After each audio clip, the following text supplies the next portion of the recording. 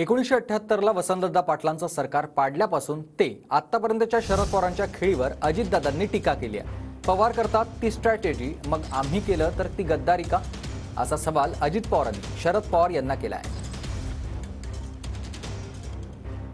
तरला वसंतदादांच्या बद्दल आता संजय भैया बोलले, एक शेतकऱ्यांचा लोकप्रिय नेता, सरकार चालू होतं म्हणजे कारभार करत होतं।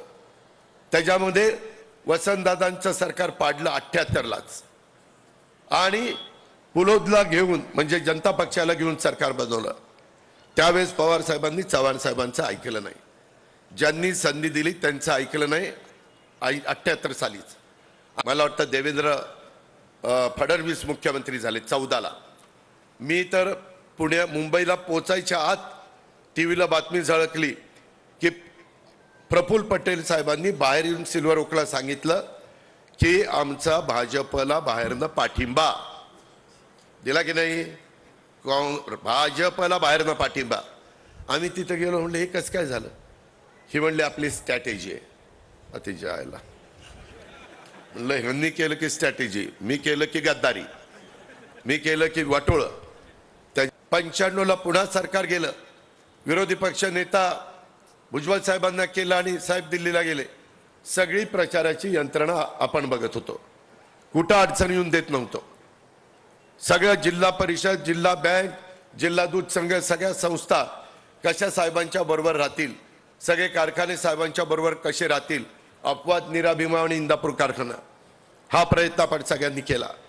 99ला एक असा मुद्दा काढला की सोनिया गांधी परदेशी आहे। संगमा तारिकांवर पवार साहेबांनी निर्णय घेतला, त्यांना पक्षातनं काढलं।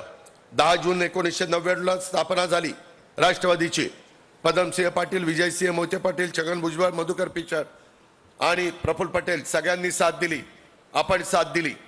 त्यामध्ये आपण हे सगळं बघत असताना त्याच्या संदर्भामध्ये जुलै गेला, ऑगस्ट गेला, सप्टेंबर, ऑक्टोबरला म्हणले जो परकीय मुद्दा काढला तो दिला सोडून, पुन्हा म्हणले आता काँग्रेस बरोबर जायचं।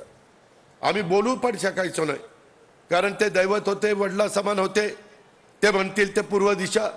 इतक्यादा मी ऐकत आलोय की माझे काळ्याचे पांढरे झालेत, आता काळं दिसते ती कलप लावलाय म्हणून पांढरं काळं दिसतंय। माझ्या माहितीप्रमाणे 99ला सरकार बनवलं, 2004ला पुन्हा सरकार बनवलं।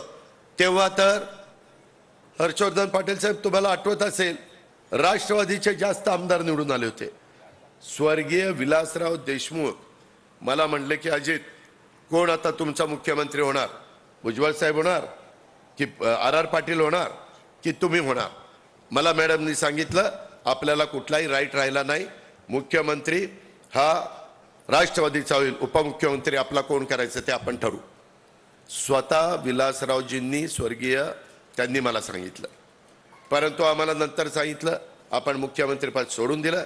4 मंत्रीपद आणि 4 खाती जास्त घेतली, आपल्याला मुख्यमंत्रीपद नको।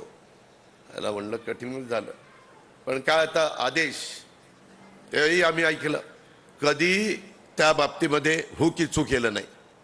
आता वाटतंय की आता केलं ते 2004ला केलं असतं तर लय बरं झालं असतं।